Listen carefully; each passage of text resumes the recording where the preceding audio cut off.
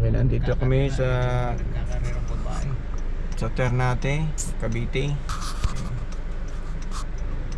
Ito po ang papasok sa Puerto Azul. Ayan. Kasama namin si Annette at si Braded. Ayun. Okay. Papunta kami sa Puerto. Punta kami sa Puerto Azul. Tingnan mo. Baka may entrance niyan. Pero tingnan namin. Ay, baka malayo pa. Ah, ito na ba yan? Malayo pa. Sarado.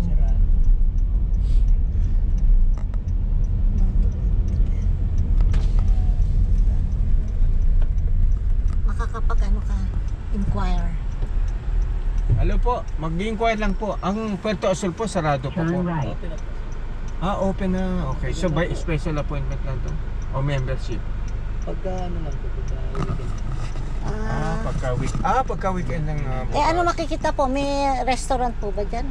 Ang dalawa po kasi yung beach dyan, isa pong Paniman, dagat lang po siya. Yung kay Subic po, pool po tsaka dagat.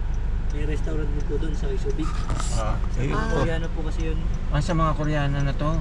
Binili na ng Hindi, Koreano? yung sa kay Subic lang po. Kasi po nangungupahan po sila doon sa kay Subic. Nangungupahan. Okay. May tatanong po ako.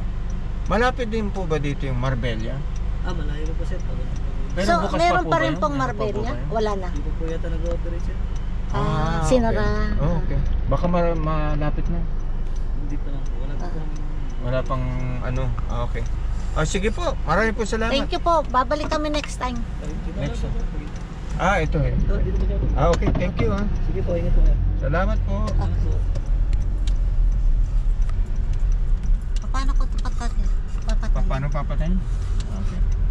Babalik po kami dito. Ito po ang Puerto Azul. Na-record mo yung sinabi niya? Atay.